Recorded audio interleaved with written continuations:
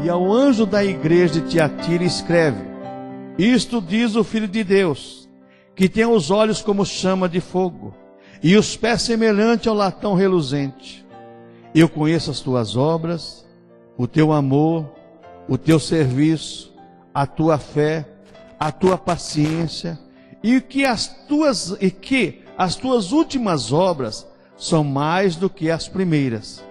Mas tenho contra ti o tolerares que Jezabel, mulher que se diz profetiza, ensine e engane os meus servos para que se prostituam e comam do sacrifício da idolatria.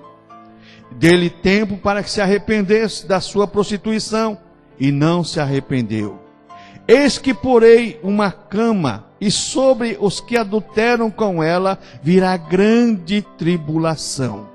E se não se arrependerem das suas obras, e ferirei de morte seus filhos, e todas as igrejas saberão que eu sou aquele que sonda as mentes e os corações, e darei a cada um de vós segundo as vossas obras.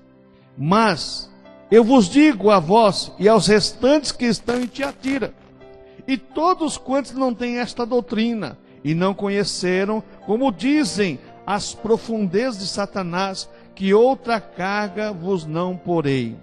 Mas o que tendes, retende até que eu venha. E ao que vencer, e guardar até o fim as minhas obras, eu lhe darei poder sobre as nações, e com vara de ferro as regerá. E serão quebrados como vaso de oleiro, como também recebi de meu Pai. Darei a estrela da manhã, quem tem ouvidos, ouça o que o Espírito diz às igrejas. Mas quando você pega, veja bem, o versículo 22, você vai entender uma coisa aqui importante. Eis que a porei numa cama sobre os que adulteram com ela, e virá grande tribulação, se não se arrependerem das suas obras. Verso 23. Ferirei de morte seus filhos, e todas as igrejas saberão que eu sou aquele que sonda as mentes e os corações, e darei a cada um de vós segundo as vossas obras. Preste atenção na colocação do autor, o apóstolo João. Abaixa mais um pouco, irmão, está muito alto. Veja bem, olha que diz o versículo 23.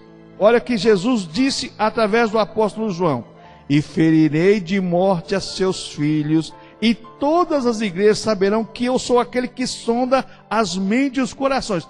Todas as igrejas saberão, todas as igrejas saberão que eu sou aquele que sonda a mente e os corações, e darei a cada um de vós segundo as vossas obras. O Apocalipse não é um livro para trazer pavor, trazer medo. Pelo contrário, o livro do Apocalipse é um livro que nos ensina a estarmos preparados para a vinda do Senhor, termos alegria pela nossa salvação, gozo constante, porque um dia nós iremos encontrar com o Senhor. Não sabemos o dia nem a hora, sabemos que Ele virá buscar a sua igreja. E quando a gente começa a estudar, você vai ver que essa palavra Tiatira significa aqueles que escaparam ou renovação. E quando você começa a estudar essa carta, essa igreja aqui, você vai ver que Tiatira, essa igreja surgiu, alguns dizem que foi através de Lídia, lá em Atos capítulo 16, na segunda viagem missionária do apóstolo Paulo. Paulo desejava pregar o evangelho no lugar. A Bíblia diz que o Espírito de Jesus Cristo não permitiu que Paulo pregasse na Galácia. Ele foi para outro lugar e Deus mandou ele exatamente lá para a região de Filipos. Chegando em Filipos, Paulo estava lá pregando o evangelho, e a Bíblia fala que tinha uma mulher chamada Lídia, vendedora de púrpura, porque Tiatira era famosa pela qualidade da púrpura que eles produziam, pela anilina pura para fazer tingimento. Era um local apreciado por todos os vendedores de comércio de tapete, aquelas coisas todas. Então Lídia, a Bíblia fala que Deus abriu o coração dela para ela receber o Senhor Jesus Cristo. E depois disso, meu irmão, vou dizer uma coisa para você. Aí a igreja cresceu em Tiatira, e agora essa igreja tinham as pessoas lá que se orgulhavam de conhecer as coisas profundas de Satanás. Olha só, ao invés de ter prazer de conhecer as coisas profundas de Deus, tinha prazer em conhecer as coisas profundas de Satanás. É que nem as pessoas não têm prazer de dar glória a Jesus, mas têm prazer de ouvir o testemunho da pessoa que foi 20 vezes no inferno e voltou. Eu duvido desse testemunho.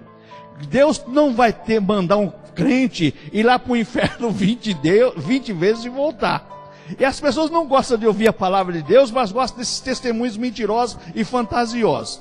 Então, quando a gente olha essa questão, a igreja surgiu exatamente através da pregação do apóstolo Paulo e Silas, através de Lídia, é o que alguns historiadores dizem, outros dizem que não, que foi através do apóstolo João, não sabemos e não queremos entrar em debate. O que acontece é o seguinte, irmãos, embora ali muitas pessoas fossem fiéis ao Senhor, porque o Senhor Jesus Cristo começa aqui falando à igreja, ao anjo da igreja de Tiatira, escreve, diz o Filho de Deus, que tem os olhos como chama de fogo, e os pés luzindo como latão, conheça as tuas obras, o teu amor, o teu serviço, a tua fé, a tua paciência, e que as tuas últimas obras são mais do que as primeiras. O obreiro era trabalhador, tinha gente boa lá, cristãos verdadeiros, mas sempre no meio dos cristãos verdadeiros tem os cristãos falsos, mentirosos, hipócritas. Isso aí vai existir sempre. E o Senhor Jesus conhece o profundo e o interior de cada um. Então, quando a gente olha essas virtudes desses líderes e da virtude dessa igreja, a primeira coisa que acaba na vida cristã é o amor pela salvação. É a primeira coisa que acaba na vida cristã, é o amor pela salvação. As pessoas passam a cultuar a Deus não mais por amor que ele foi salvo, porque Jesus na cruz do Calvário pagou o resgate da vida dele, foi salvo. Ele já não cultua mais a Deus pelo prazer de ser salvo, mas ele cultua a Deus já como obrigação, ou como uma barganha, ou como qualquer outra coisa. Ele não tem mais prazer em cultuar a Deus pela salvação da sua alma, pelos livramentos que Deus dá, por amor. É aquilo que a igreja de Éfeso perdeu. E todo cristão, a maioria dos cristãos, no decorrer da vida, chega um momento que ele perde o amor pela sua salvação, e ele começa a caminhar de uma maneira degenerada. Não vamos generalizar, mas a maioria perde o amor pela salvação. Mas aqui tinham as pessoas que tinham, olha só, essas pessoas tinham amor, serviço, trabalhavam na obra de Deus, tinham o interesse pela obra de Deus, tinham fé, e o obreiro tinha fé, e tinha paciência esse obreiro, e as últimas obras eram mais do que as primeiras. Então tinha pessoas de qualidade, só que tinha pessoas também que não estavam de acordo com a doutrina do Senhor Jesus Cristo. E dentro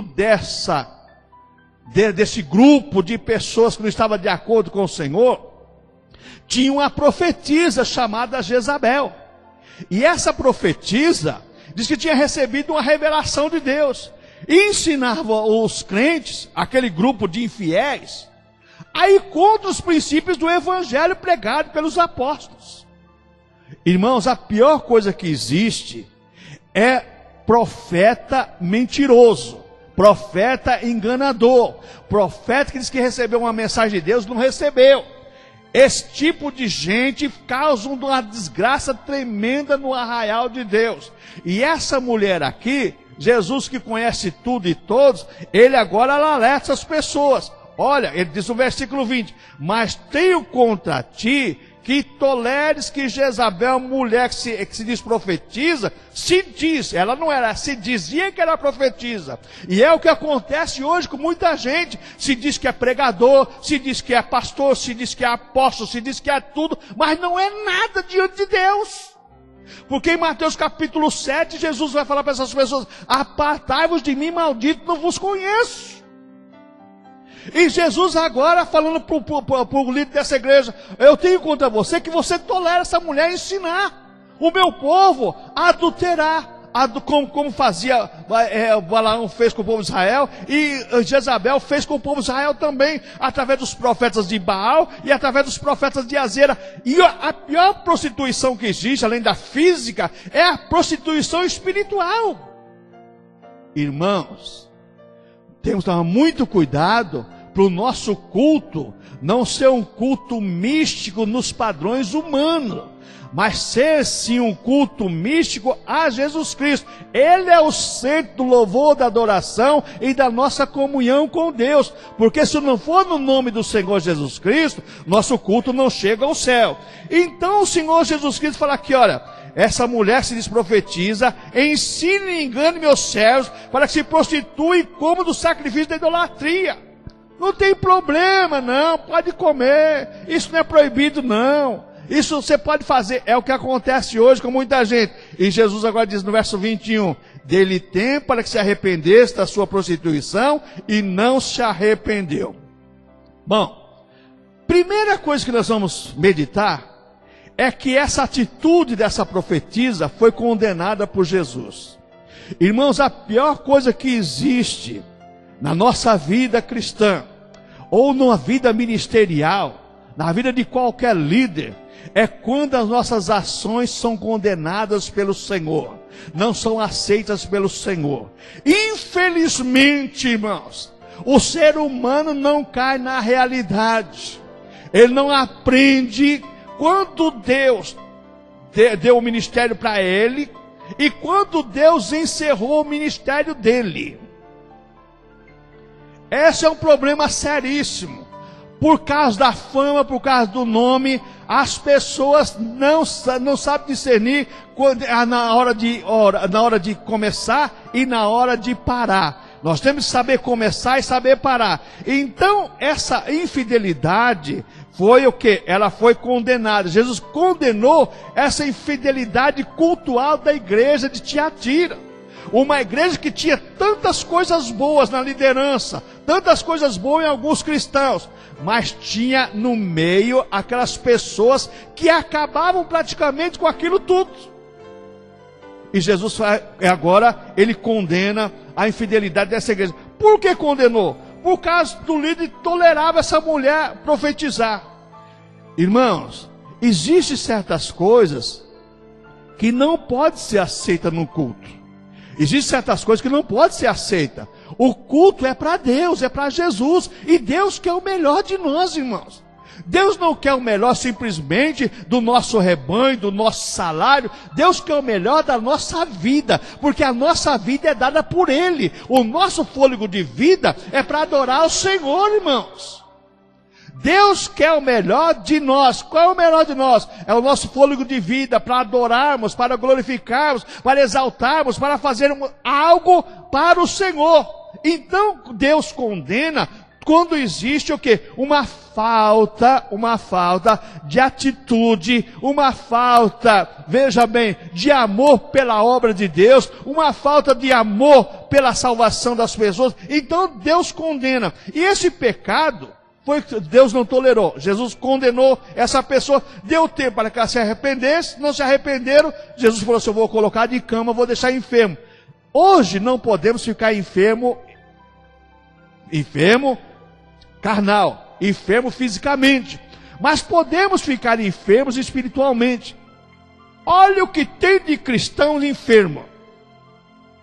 Olha o que tem de cristãos, se dizem cristãos, e às vezes são cristãos verdadeiros, mas estão enfermos. Por quê?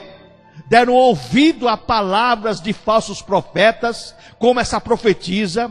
Deram ouvido a pregações de demônios, falando na boca de seres humanos.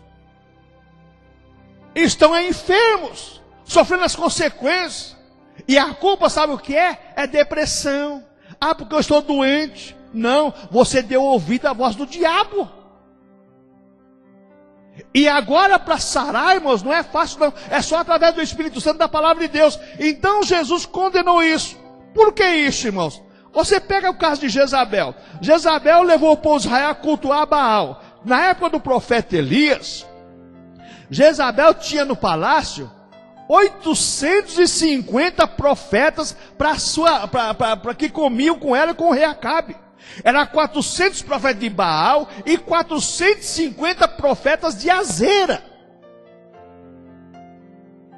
Olha só, ao invés de dar ouvido para a voz do profeta de Deus, dava ouvido para profetas enganadores. No mundo hoje, no mundo gospel, como é chamado, existe mais profeta de Baal do que profeta de Deus. Então nós temos que aprender com essas igrejas. Não dar ouvido a qualquer voz que está falando, não. Nós temos que ouvir tudo, mas reter o que é bom. É como os crentes de Bereia. Ouvia Paulo e Silas, mas ia para casa examinar se aquilo era de Deus. Não vai comendo tudo, engolindo tudo, que você vai acabar se ficando enfermo espiritualmente. E nós estamos vendo uma época, irmãos, que mais existe são pessoas enfermas espiritualmente. Por quê? Ouve, não sabe discernir o que é verdade e o que é mentira. Cuidado, irmãos, cuidado. Esse tipo de profeta não deixou de existir no mundo. Então, quando você olha aqui, você vai ver que o culto a Baal, na época de Jezabel, era desregrado do mais alto nível de prostituição, de tudo quanto era tipo. Essa Jezabel lá em Tiatira queria fazer a mesma coisa. Irmãos, o que estão fazendo com a igreja do Senhor hoje não chega a esse ponto. Mas se Jesus não tiver misericórdia, vai chegar a esse ponto. Porque tudo é lícito, tudo vale tudo.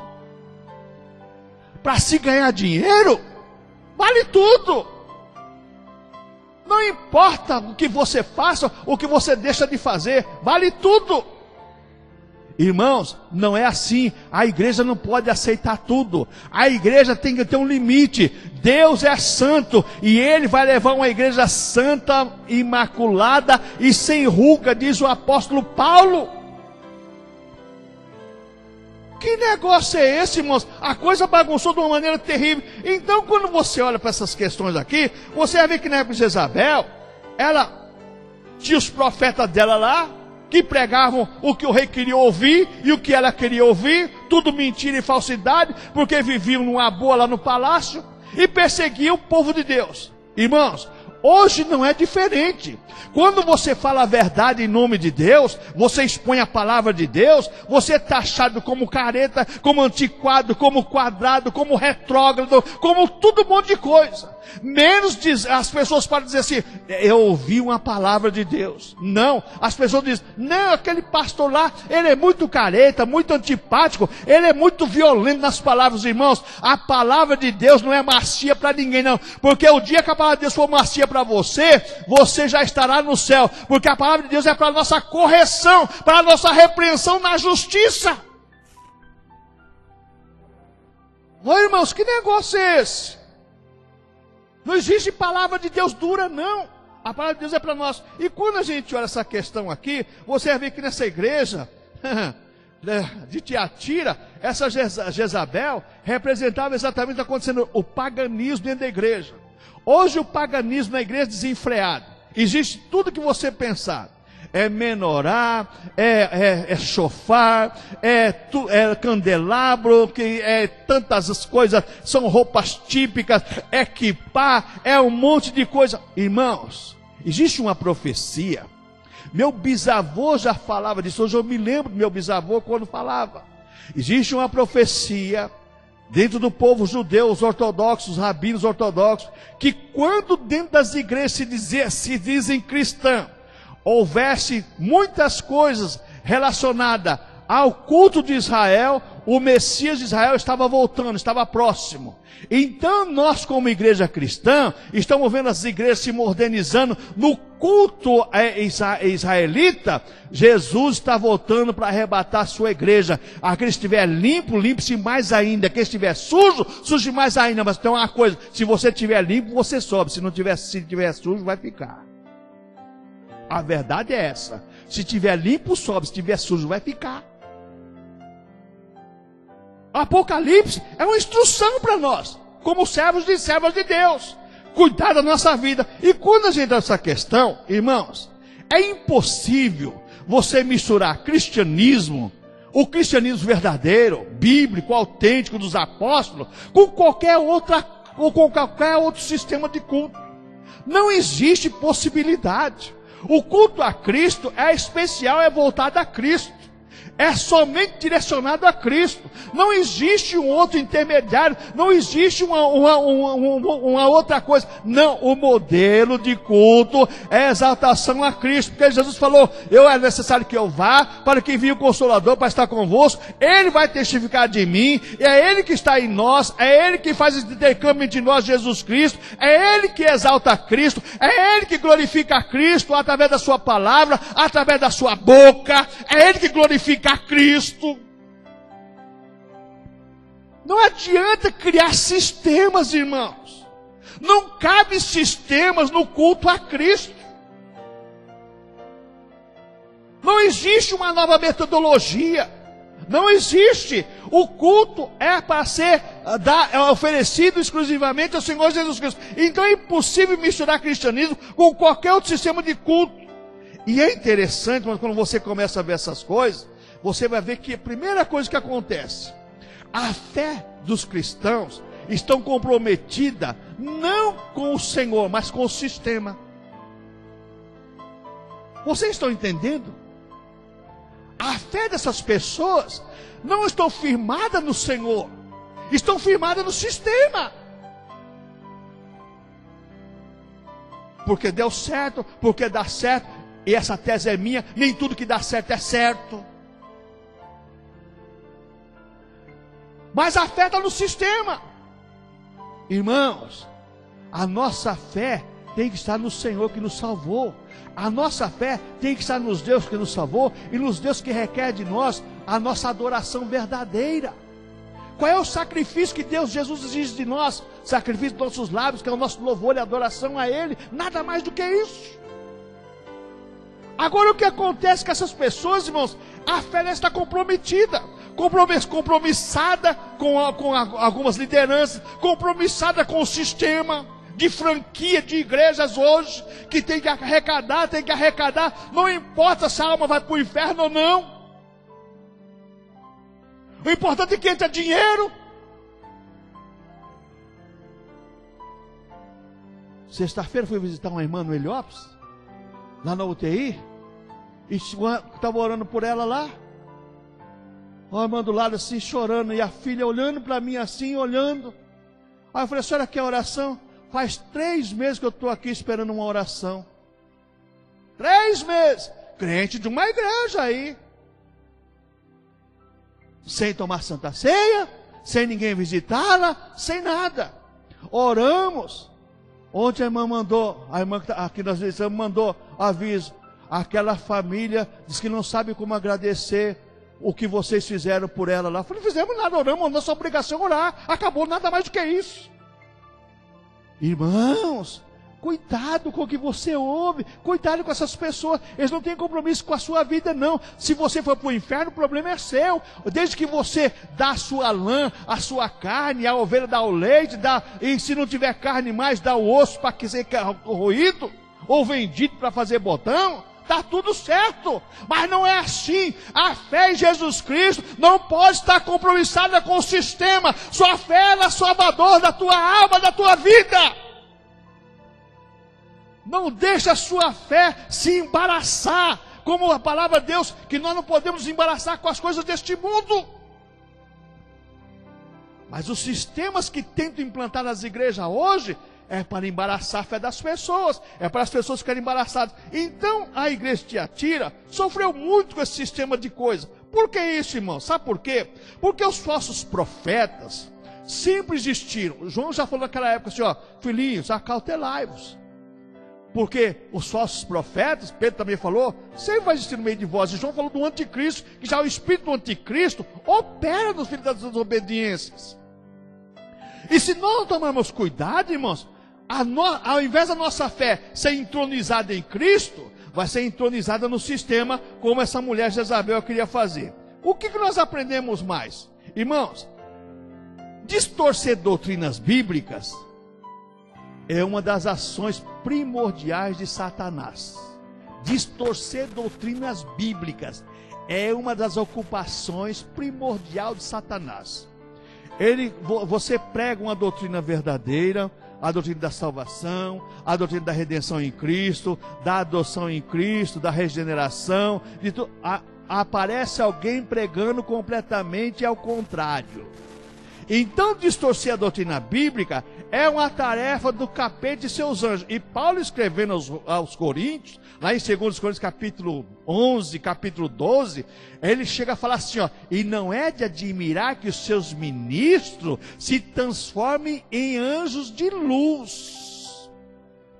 E ele começa falando desse assunto, lá em 2 capítulo 11, 2 Coríntios, e temo assim como Eva. Olha, Eva foi seduzida, sua mente pela serpente, também a vossa mente sejam corrompidas e se afaste da simplicidade do evangelho de Cristo. Olha só o temor do apóstolo. E agora Jesus Cristo está avisando essa igreja que também, olha, cuidado com essas profecias, cuidado com essa profecia, cuidado com esse ensino, porque a obra primordial de Satanás e de seus anjos é distorcer a pregação da palavra de Deus. De que maneira Satanás conquistou Eva? Distorcendo a palavra de Deus. De que maneira Satanás tentou seduzir Jesus? Distorcendo a palavra de Deus. Você acha que o diabo vai tentar seduzir você de que maneira? É distorcendo a palavra de Deus. Oh, aqueles pastor lá prega muito duro. Não, irmãos, não é pregar duro, não. É alertar. O pregador é um atalaia. Ele dá o grito lá, vê um adversário. Nós temos que estar preparados para lutar contra o nosso adversário. O pregador é um atalaia. Ele é o que fica de vigia. Ele tem que avisar o povo. E essa mulher, o líder lá está aceitando essa mulher profetizar.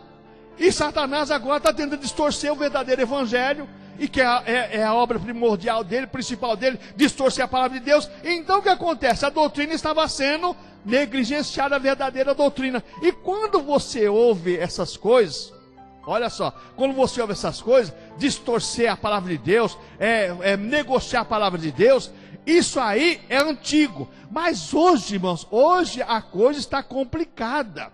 As pessoas, para ganhar dinheiro, para fazer qualquer coisa, elas vendem, como diz a rapaziada, é até a mãe. Então, quando você vê aqui, olha o verso 24, para você ver o nível que chegou essa igreja aqui, verso 24.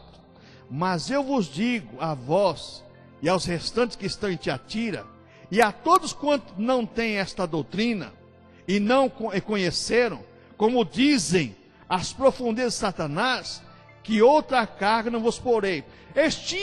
Nós conhecemos as profundezas de Satanás, mas não conhecia a profundeza de Jesus.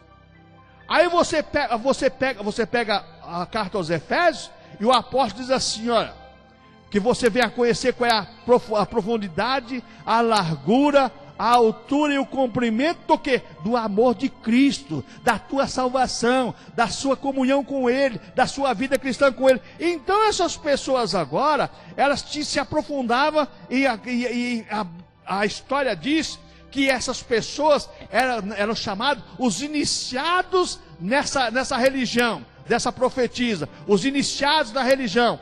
Hoje, irmãos, eu cansei de ouvir isso. E até eu tive uma triste experiência, porque as pessoas acham, porque você vamos dizer assim, tem temor da palavra e temor de Deus, que você é novo convertido.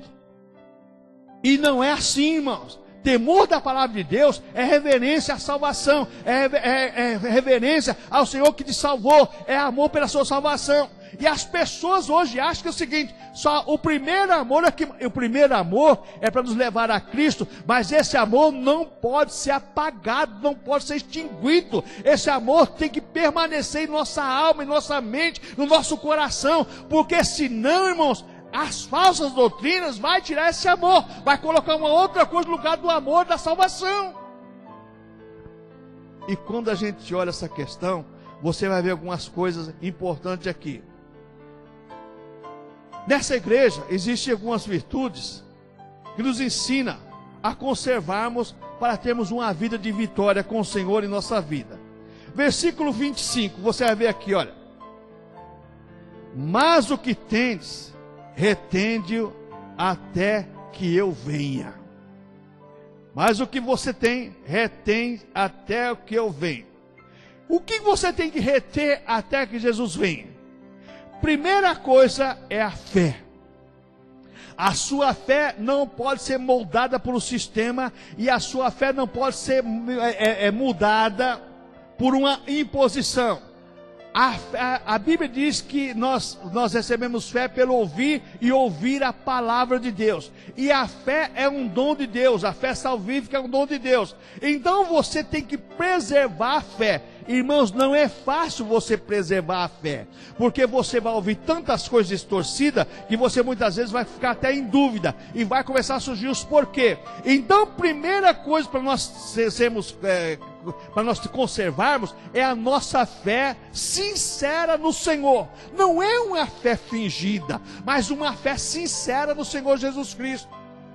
Como é difícil você manter essa fé sincera. As lutas da vida, do dia a dia, as decepções, as desilusões, as angústias, as enfermidades, muitas vezes, e quantas coisas outras que surgem. Então, para você manter uma fé sincera no Senhor, muitas vezes é difícil, mas não é impossível, desde que você ame a tua salvação. Você tem que dizer assim: eu amo a minha salvação, não vou abandonar a minha salvação, e a minha fé está no Senhor. Eu vou lutar com todas as minhas forças até o fim, porque o Senhor vai me dar sustentação para ir até o fim. Então, quando a gente olha essa questão, as virtudes a ser conservadas, primeira coisa é a nossa fé, que você tem que preservar até a vinda do Senhor, porque a Bíblia diz que sem fé é impossível agradar a Deus.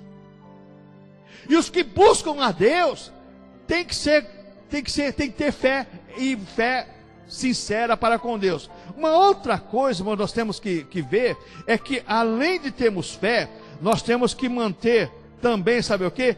A nossa vida de regra, fé e prática, como diz aqui a palavra do Senhor aqui, nesse texto aqui. Veja bem, olha só, versículo 19 diz assim: conheça as tuas obras, o que você faz, o teu amor, o teu serviço, a tua fé. Então o que você faz para o Senhor, você faz com amor. O amor é fruto do Espírito Santo. A fé vem pelo ouvir a palavra de Deus e é trazida pelo Espírito Santo. O amor é fruto do Espírito Santo. Então você tem fé, você tem amor, automaticamente você vai ter paciência, que é um produto, veja bem, que você vai atingir agora a sua maturidade cristã, como foi lido aqui em Romanos capítulo 5. Irmãos, sem essas qualidades, vai ser impossível você, como diz o verso 25, você reter até a vinda do Senhor. Por que isso, irmãos? Porque nós vamos ver aqui que a última carta, a 7ª carta do Apocalipse, a igreja de Laodiceia, é a igreja que é morna, não é nem quente nem fria.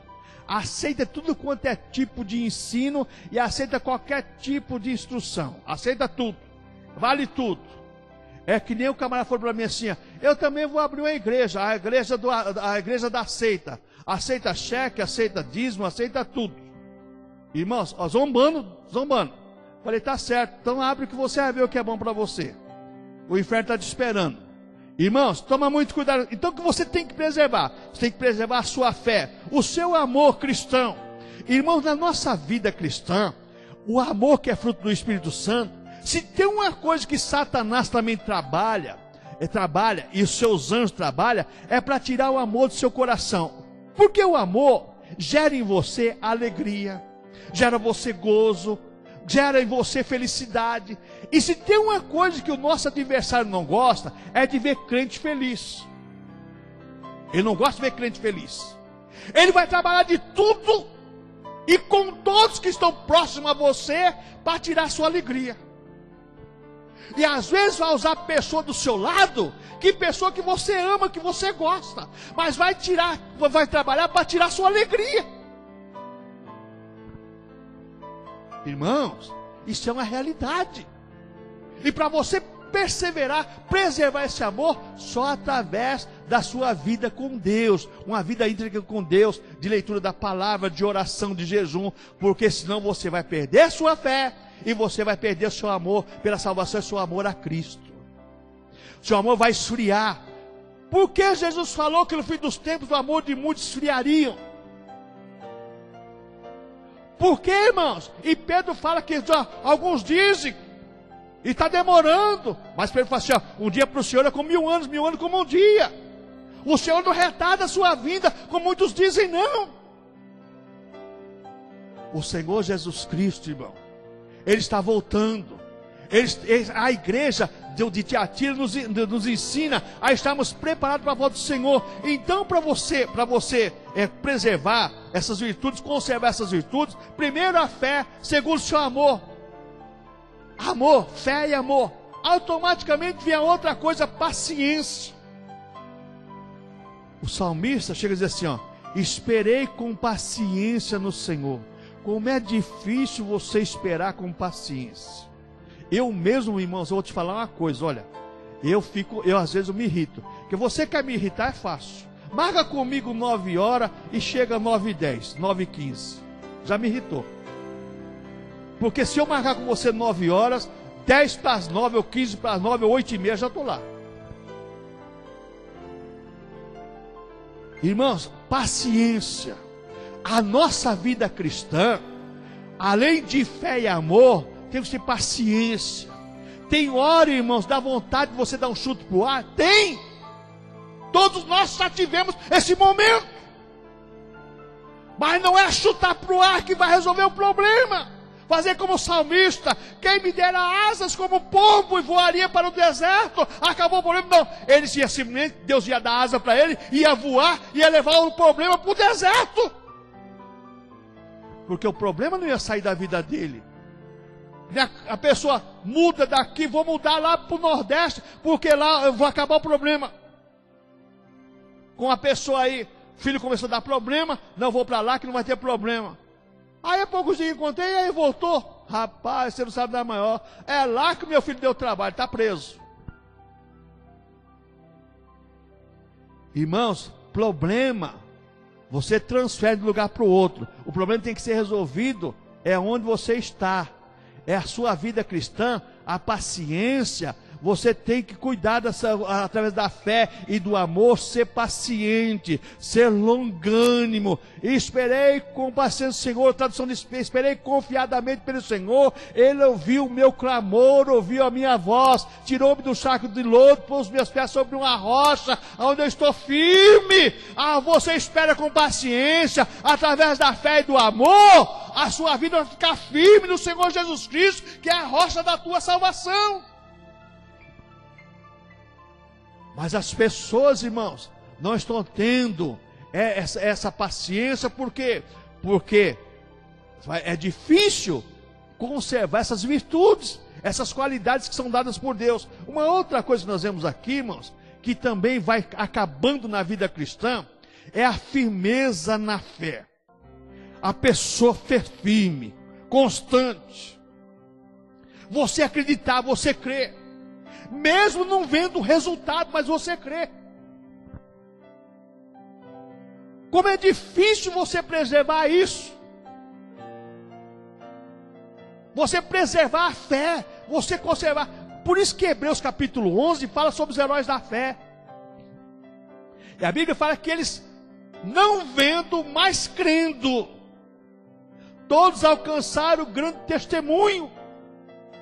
Se nós não tivermos fé, amor, paciência, jamais vamos ter firmeza na nossa fé. Estarmos alicerçados ali, ó. Eu não mudo. Eu creio num Deus que me salvou. Eu creio no Jesus Cristo, que é o cabeça da igreja. Eu creio que eu sou parte do corpo de Cristo. Eu creio que eu estou alicerçado na palavra de Cristo. Eu creio que eu tenho comunhão com Cristo através do seu Espírito Santo, da sua palavra, e não mudo a minha posição. Não vou ficar sob, embaixo de jugo de homem, de mulher nenhuma, e de doutrina de demônio nenhuma. Vou ficar sob, embaixo da doutrina de Cristo, da doutrina de Deus. venha ficar embaixo da minha unção. Irmão, saia correndo.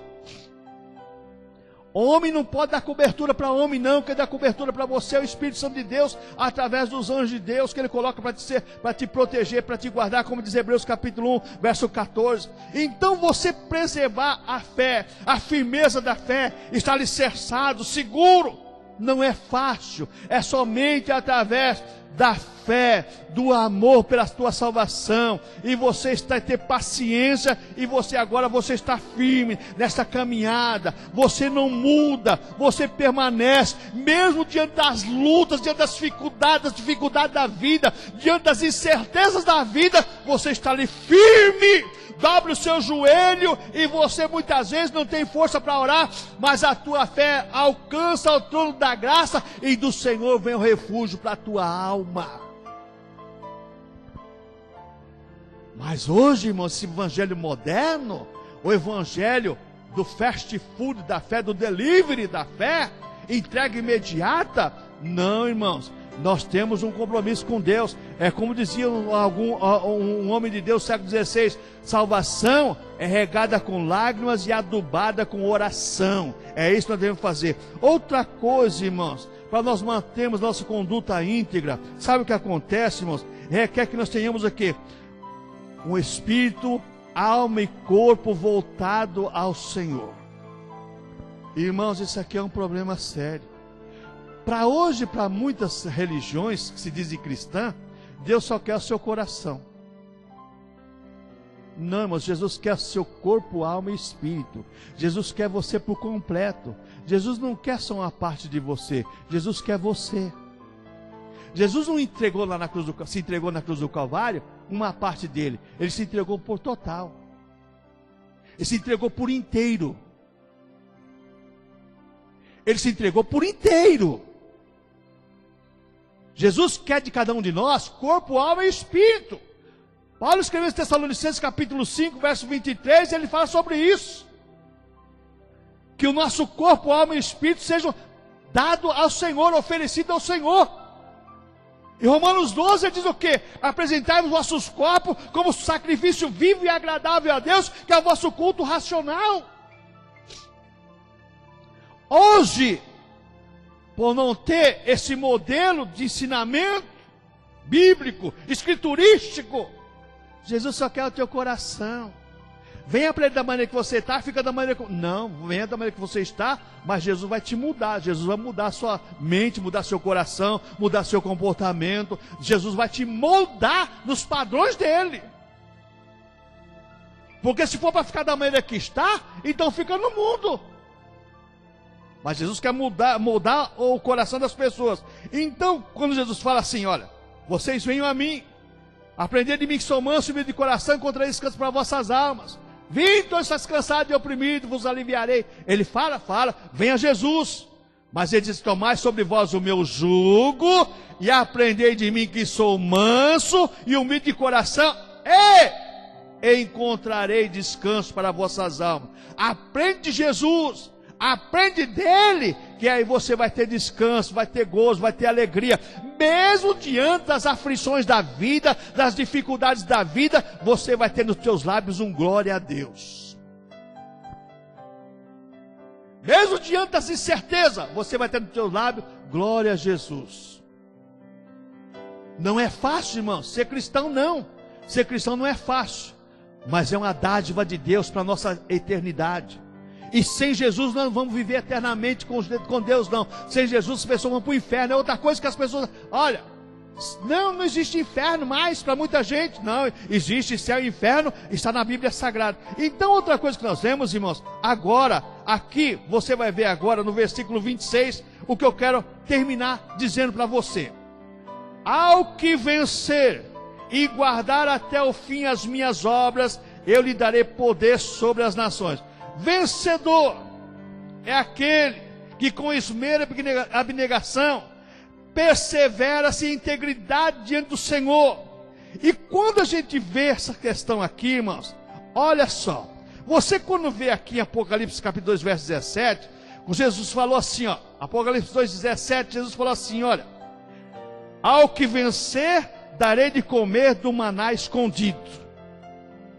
olha só, aos vencedores, não é a qualquer um não, aos vencedores. Olha só, Apocalipse capítulo 2, verso 26 e 28, diz assim, ó, Apocalipse capítulo 2, versículo 26 e versículo 28, 26 assim, ó, ao que vencer guardar até o fim as minhas obras, eu lhe darei poder sobre as nações. E versículo 28 diz assim, dar-lhe-ei a estrela da manhã. Então você vai receber autoridade para reinar com Cristo. Mas ao que vencer, é o que for fiel, é o que permanecer na presença do Senhor. Outra coisa, Apocalipse capítulo 3, versículo 5 diz assim, ao que vencer será vestido de vestes brancas. Para você estar na presença do Senhor eternamente, você tem que lutar até o fim, lutar com unhas e dentes. Não é de qualquer maneira não, é até o fim.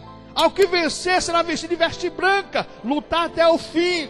Outra coisa, irmãos, capítulo 3, versículo 12, diz assim, ao que vencer, eu farei coluna no templo do meu Deus.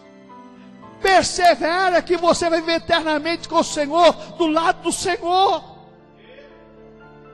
Apocalipse capítulo 3, verso 21, Jesus falou assim, aquele que vencer vai se assentar com Cristo no trono do Pai. Oh, irmãos, luta com todas as tuas forças. Se estiver acabando as tuas forças, clama ao Senhor que Ele te sustenta. Busca no Senhor auxílio, que Ele vai te auxiliar. Você não pode lutar sozinho com as tuas forças, não. Jesus quer te ajudar, Jesus quer te auxiliar, Jesus quer te levar para perto dEle, para Ele ser o seu amparo, a sua fortaleza, porque Ele diz que Deus é o socorro bem presente na hora da tribulação, na hora da angústia. Deus está do teu lado. Oh, irmãos, não desanime, não creia que você está desamparado, não. Jesus está com você nessa caminhada, mas Ele deixa bem claro, ao que vencer, ao que vencer. E o que Satanás quer fazer comigo e com você é nos desanimar, nos tirar do foco, nos tirar da meta, nos tirar do rumo. E quanta gente hoje, irmãos, está desviando o foco, está saindo da meta. Por quê? Por causa de falta de preservar a fé, esfriando o sentimento muitas vezes por algumas coisas que são passageiras, faz as pessoas perder o amor por Jesus Cristo. E outra coisa, irmãos, Apocalipse capítulo 3, versículo 12, Jesus fala mais uma coisa aqui, olha, eu que vencer, eu falei com ele no templo do meu Deus, e dele nunca sairá, e escreverei sobre ele o nome do meu Deus, o nome do meu Deus, a nova Jerusalém que desce do céu, o meu Deus também, o seu novo nome. Então você vai ter um nome gravado nessa pedrinha, que somente Deus sabe e você vai saber. Persevere, lute, seja fiel e constante, porque Deus tem a eternidade para você, uma eternidade de gozo e vitória. Lá não vai ter mais dor, não vai ter mais angústia, não vai ter mais choro, não vai ter mais nada disso, velhice, não vai ter nada disso. Vai ser uma vida eterna com o Senhor. Amém, irmãos? Por isso que eu gosto do apóstolo, ele diz assim, somos mais do que vencedor por aquele que nos amou. Você é mais que vencedor, você não é um vencedor. Você que persevera, você que luta com todas as tuas forças, você é mais do que vencedor. Amém, irmãos?